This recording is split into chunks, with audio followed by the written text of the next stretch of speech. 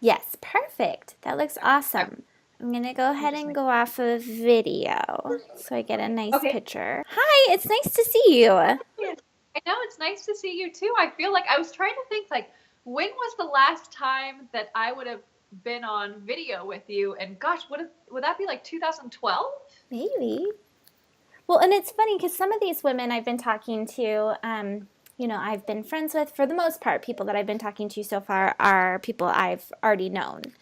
Um, but I maybe haven't connected with them in a long time. And it's weird to get on with them because I've been pretty much just chilling. Like I haven't, Right. I've done freelance work, I've worked full time for someone, but I haven't really been in the business world per se. And so it's weird to see people and see how much they've been able to accomplish in the same period where I just haven't done anything. And it's so frustrating. I just want to be like, what have you been doing for the last 3 years? I wanted to talk to you about For the Glow. I mean, this is a brand new old venture. It is. That is a really good way to put it. I might have to write that down. Well, it's pretty crazy too because when was it that you started? It wasn't like that long ago, right? A few years or a few When I months ago? started For the Glow, Well, or not that, but the reboot of it.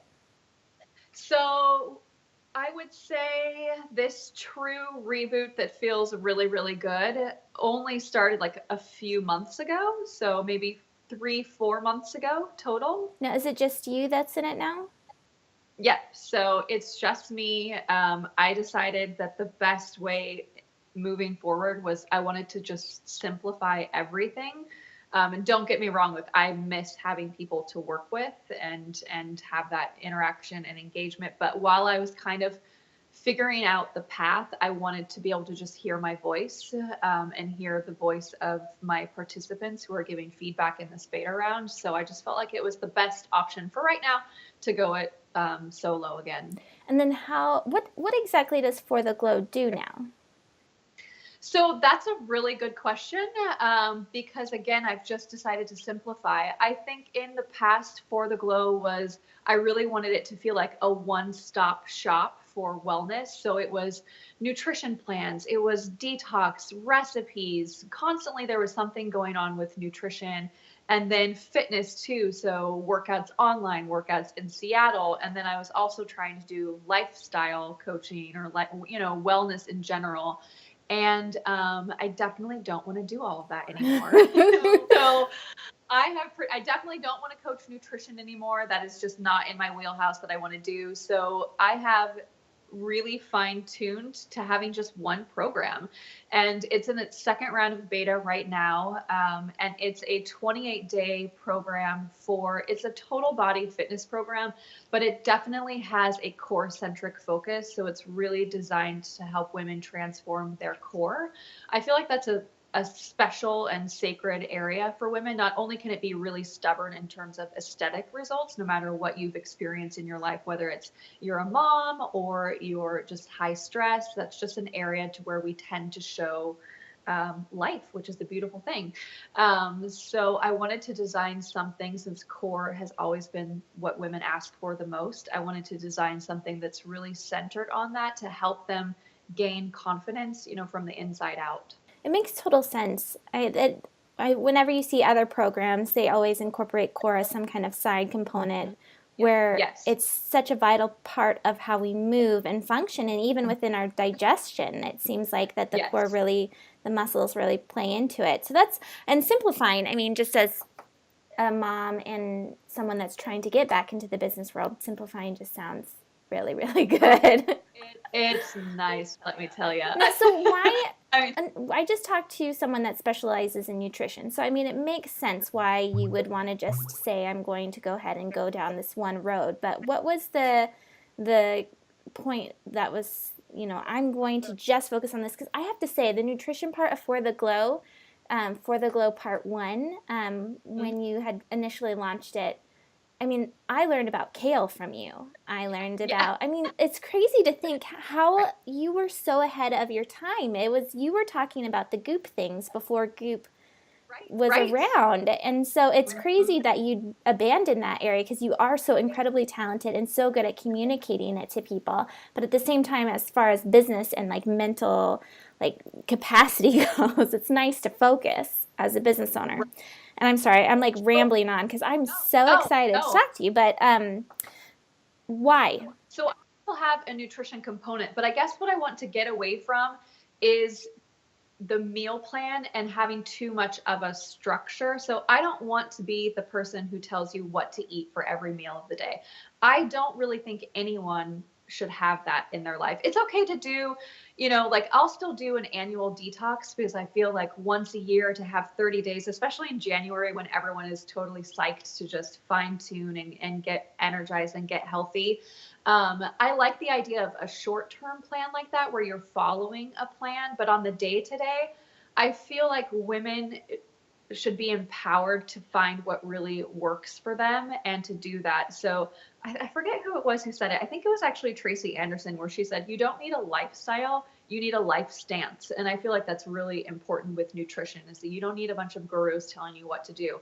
So what we incorporate in this new program is we have these nutrition checkpoints, and it's just things that will help you feel good. And it goes back to that having one green drink a day or trying to do it, drinking lots of water, trying to do the apple cider vinegar within your day. So we still have these checkpoints, but it's more of a foundation, and then you build on the Oh, I rest. love that. So it's simplifying not only within your business, but also in how you serve the client and how they're Yeah. able to incorporate that into their life.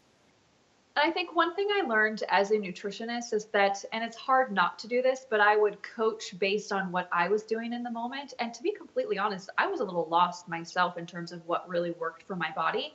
And now that I have come to a place where I'm fully vegan, I don't, although I love being vegan, I don't know, there's just something about it for me is that I don't want to coach from that perspective. So I'm fine putting a vegan plan out there and saying, hey, this is what I do, pull from it what inspires you, and then ditch the rest. But I never want people to feel like I'm saying, like, oh, here's a vegan plan, now you need to be vegan. I just feel like nutrition is so personal that it's just better to give people a really nice foundation, still give them components of nutrition education, but then let them feel empowered to choose and navigate the And the rest. program that you're doing, is that in person? You said that it's online? So yeah, we're all online again. So everything will be online, with the exception of, I would love to do, because teaching is just such a part of me, and having that interaction with real humans is so nice in the flesh. So I think we'll do a couple of pop-ups. So Bear, since it's a 28-day program, I'll probably do a pop-up in January and a pop-up in June, whether it be Seattle or wherever it is I'm at. And what was the decision behind going strictly online over the in-person component? I just feel like at this time, again, it was simplifying, and things got so complicated in Seattle. That's just the honest business side of things, that it got so complicated with finding, well, we found a studio space, but it was in a different neighborhood, and to completely go out and market again and to find this new, client base when the area is so oversaturated. And the thing with Seattle especially is that it's oversaturated in the best way possible. It's, you can find an amazing class within 2 blocks of wherever it is that you live for the most part. Now I know that might not be true for you because you live In the middle of a little nowhere. far out there. But if you're in, pretty close to downtown Seattle, I could list 10 classes that I am obsessed with. And I just thought, I want to do something special. I want to have something that's really fine tuned. And maybe for at least the time being, I'm not, let's quote Justin Bieber, but never say never. But for right now, online is just the best way to go, to where I can reach the most people in the most effective way. And it took so much off my plate to where I can get back into giving better service. And that for me was the decision maker right there. And so the online component to teaching really interests me. It's as a mom and someone that's busy, or just, whoever, if you want freedom over your time, it just sounds so attractive to be able to put something out there, serve people from wherever they are, and have that a Yeah. little bit more flexibility with your time and your travel too. So Right. if you don't mind sharing, Let's say that there is someone like myself who might not even be in health and fitness. Maybe, so I do a lot of video editing for clients. If I want to create some type of a program where I'm teaching someone something and maybe even working a little bit one-on-one with them as well, what are the steps in order to do that? What have you done? And you said you're in your second beta. Is that something, well, I'll get to that in a second. What are the steps to getting a program out there that you've taken? I think the best first step is to figure out what platform you're going to use. So I've done a lot of different things with online coaching. My programs, I've had them be completely email based, to where they didn't have any kind of hub to go to get all the information. It was all sent via email. I've done website based, where, clients or members had a page to log into, and they had a hub there. And then this one we did all on an app. And I think it's really important to test those out as the entrepreneur, to find out what is not only the best tool for however it is, or whatever information you need to connect with your client, making sure it's the best format for that. And then also making sure, if you're a solopreneur like I am, that you know how to manage that platform, that you know how to go in and edit, and you know how to go in and change things without asking 10 million people. And it's not a time suck. So for me, we just finished, we're finishing the second round of beta now. We're on the app again. And the app led me to believe that I don't even want to do the app. What they'll ultimately get is just an instant download with all of the videos, and that will be that. So I think finding your format that will help you connect to the audience and that won't be a time suck is the number one. And what do you mean by instant download? So when we roll out with the official program, you'll basically purchase, and then just like if you ordered an ebook and you're instantly sent that ebook, you'll be sent to a page that has the links to our Vimeo videos that you can download them on your computer or watch them online. And you'll have a calendar, so you'll know exactly where to put workouts 1 through 5. You'll know exactly what to do, but it's just, you have them forever. You don't have to log in anywhere. You don't have to worry about an app. It's just, there they are. Ta-da. That's brilliant. I know whenever I go into thinking about teaching, what really stops me is the idea of where to put everything and how to sell it. I think that's a hard point. So, all right, move on. What would you do after you figure out where you want to put everything? Well, in this case, for this program, once I figured out where I wanted to put everything, I tested the program. And I think that's really important too, is testing your content and testing your content delivery with a handful of people who will give you really great feedback. One of the mistakes that I've made in entrepreneurship is shaping my work too much by criticism. Or taking too many requests for things and trying to be everything to everyone. But I think going back to, reshaping things based on criticism, there's a fine line between taking that constructive feedback and making edits that you feel are valid, and then across that line is taking too much feedback and you end up diluting your program or your content, and what is it that you even have. So I feel like going through a couple of rounds of just making sure that what you want to teach is at its peak, at its best, it's really going to be helpful. And sometimes you learn that what you want to teach that you really didn't want to teach. So that was one of the things with nutrition. In beta round 1, I did roll out with a nutrition plan. So we had something going, and I just learned through the feedback and with my own experience that, yeah, no, we're going to ditch that. So I think testing would be a next important step. And how are you getting feedback from the people? I know you had done Facebook groups in the past, and yes. So is that what you're still doing? Yep. So I have a Facebook group, and then I also use surveymonkey.com, and they have surveys that are spaced out. So in the first beta round, I didn't give as many as I would have liked to. And then in this next round, so they'll have a survey. They take a survey before, they take a survey midway through, and then a survey at the very end. But I would say for the most part, I utilize the Facebook groups because everyone is in Facebook all the time anyway. So it's easy when I have something that comes to mind that I want to get a quick poll on. I can go right into the group, put up a question, and I get immediate feedback, which has been really, really helpful. Okay, next step.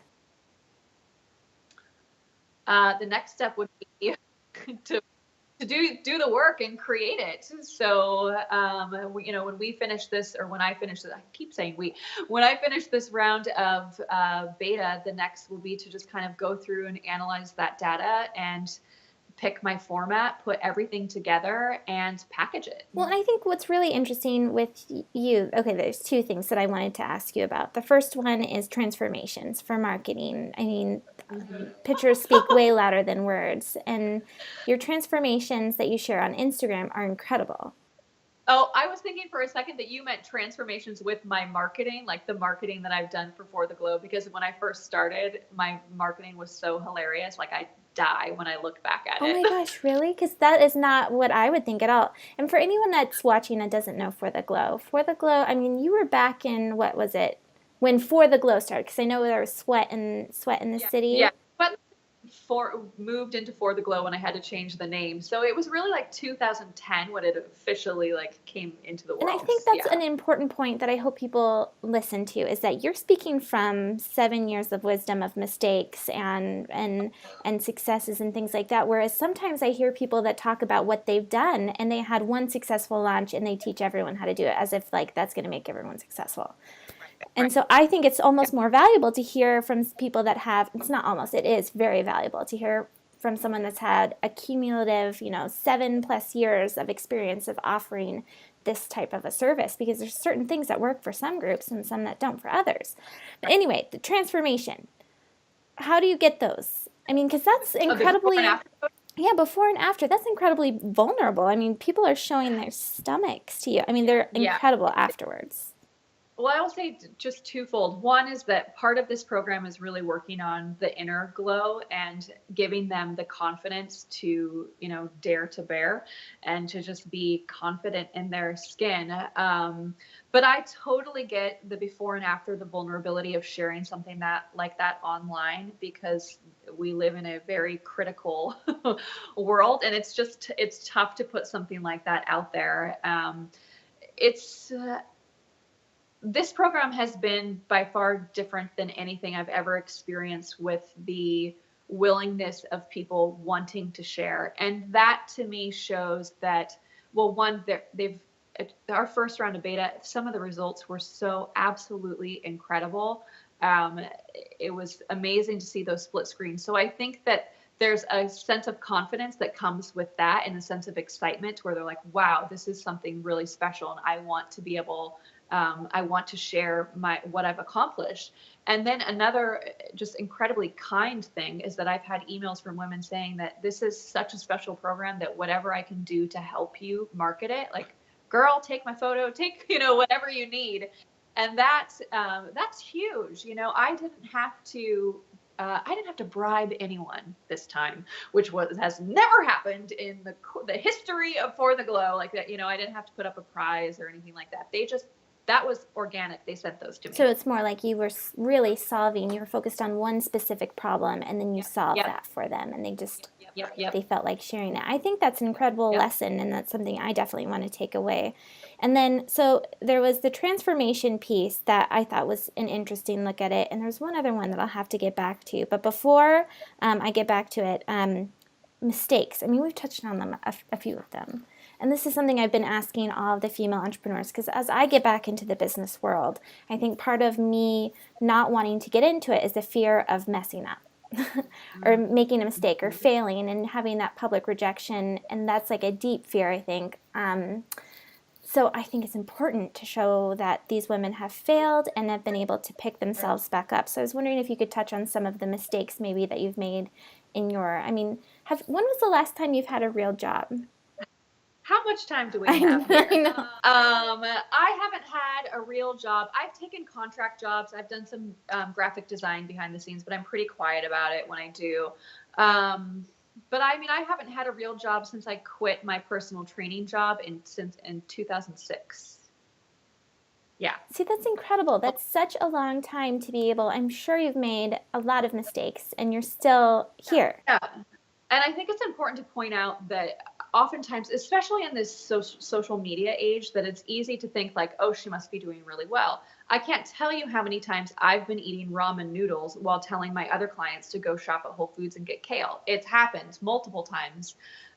So it's not like it's been an easy climb, but I definitely have had traction to where it's even with the mistakes in terms of generating revenue and being able to support myself, it's been a steady climb up. Otherwise, I don't have the ego or this, well, I have the ego and stubbornness in other ways, but when it comes to being able to support myself, I want to be able to be secure in that, right? But I think for entrepreneurs, you have to be okay with the mistakes and you have to be okay with not being okay. I think that's just kind of simple and important, is that it's not all roses.